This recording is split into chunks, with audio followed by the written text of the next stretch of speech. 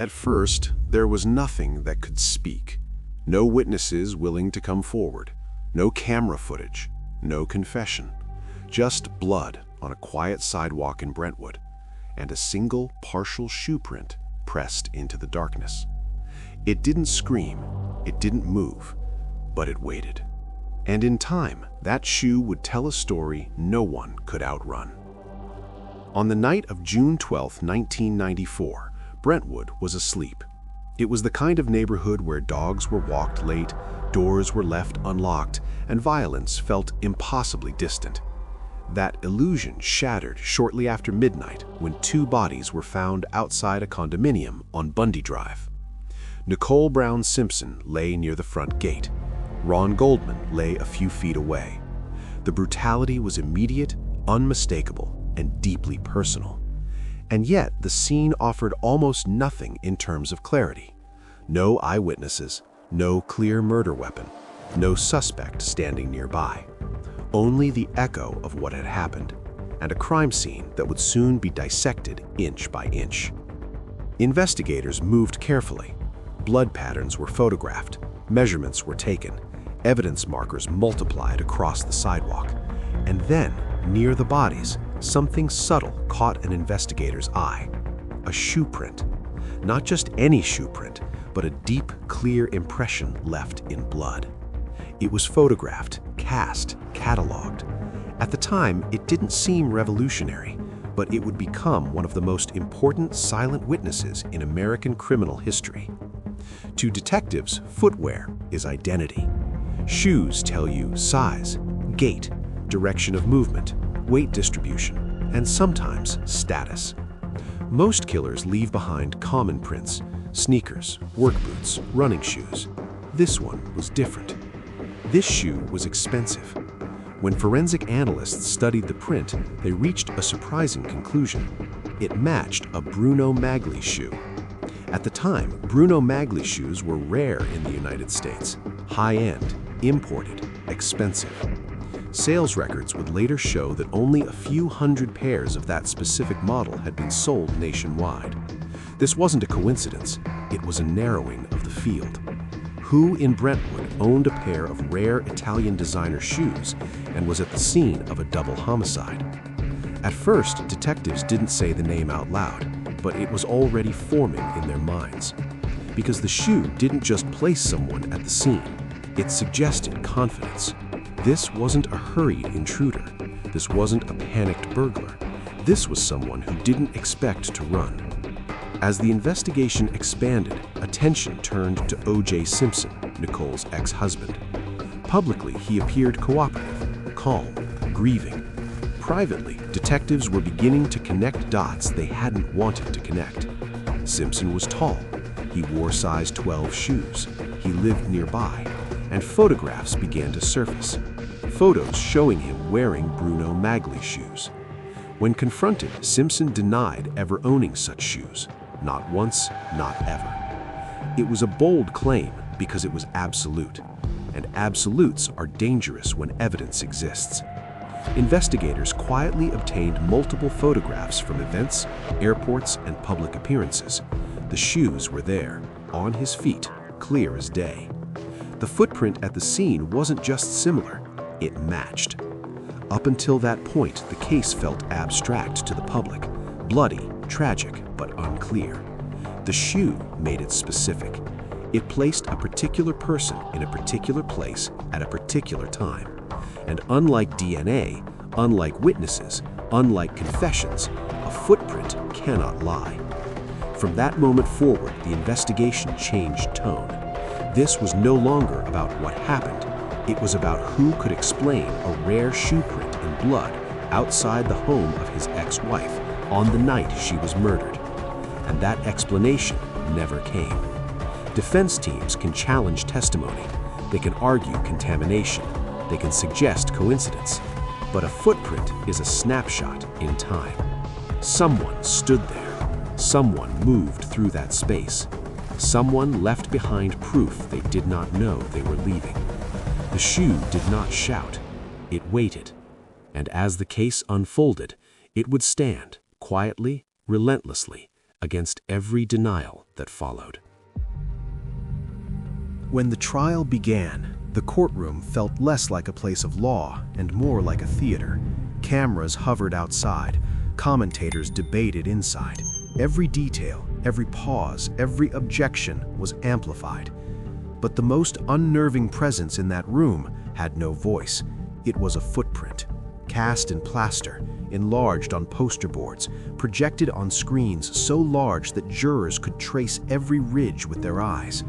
The Bruno Magli impression had followed the case from a quiet Brentwood sidewalk into the center of American consciousness, and once it arrived, it refused to leave.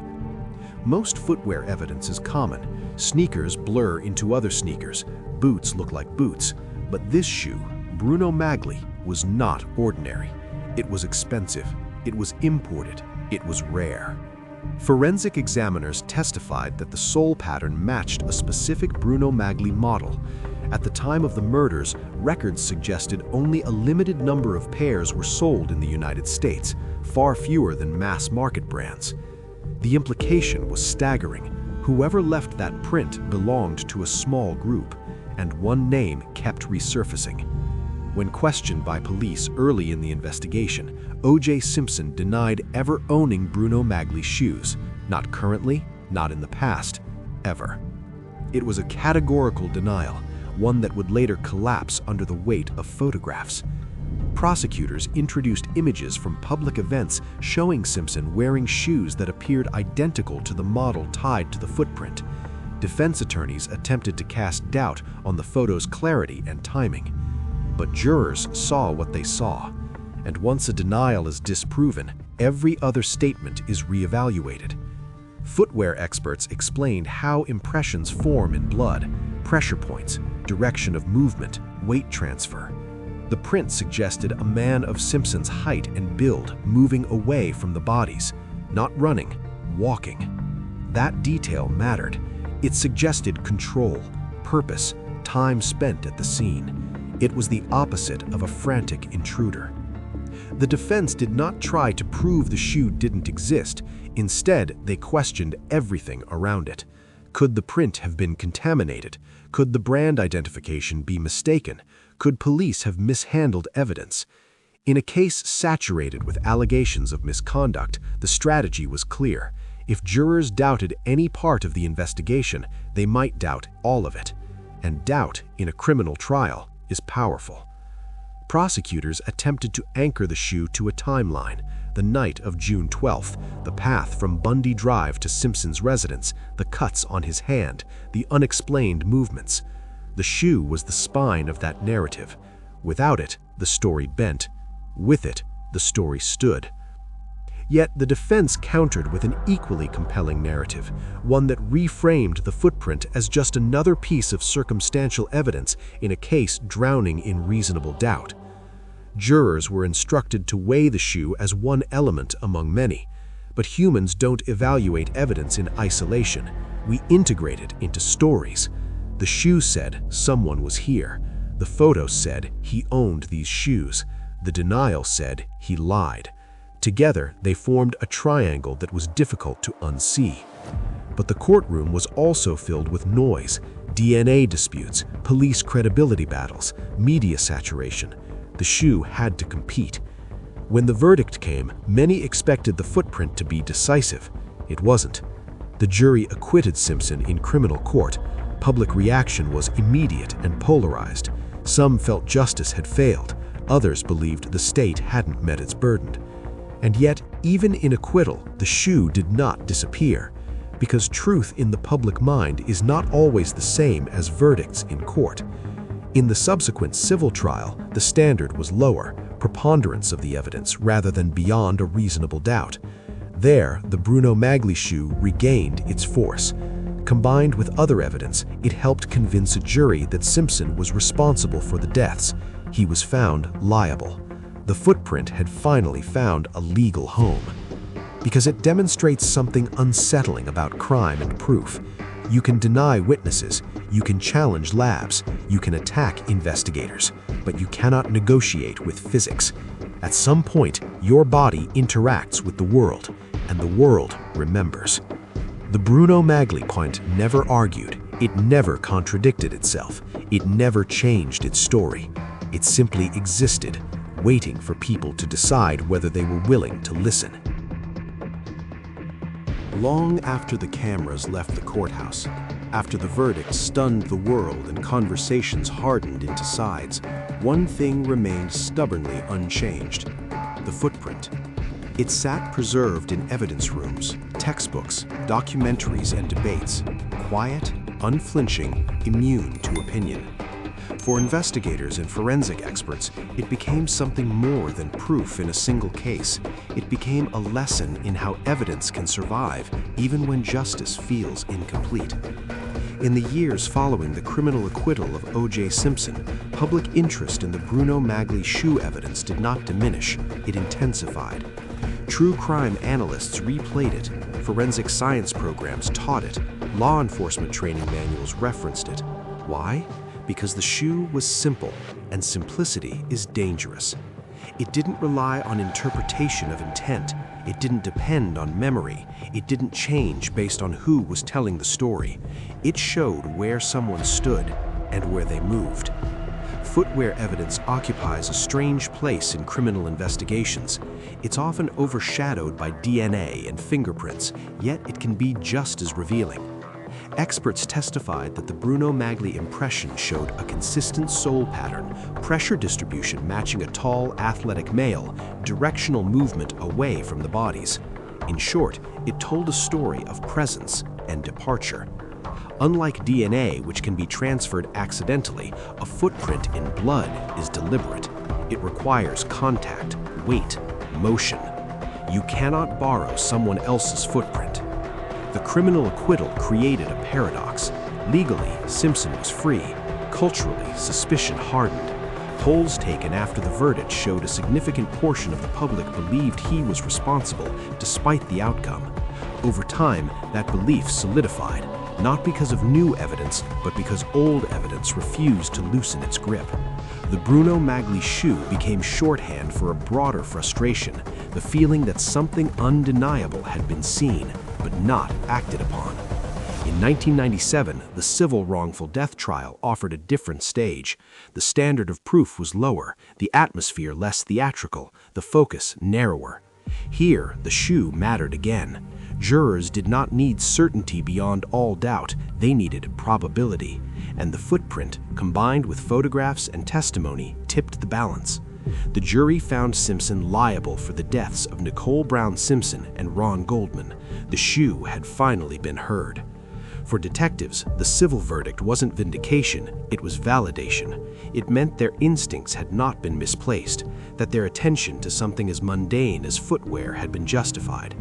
Many would later say the case reaffirmed a core principle of investigation: the smallest details often survive the longest.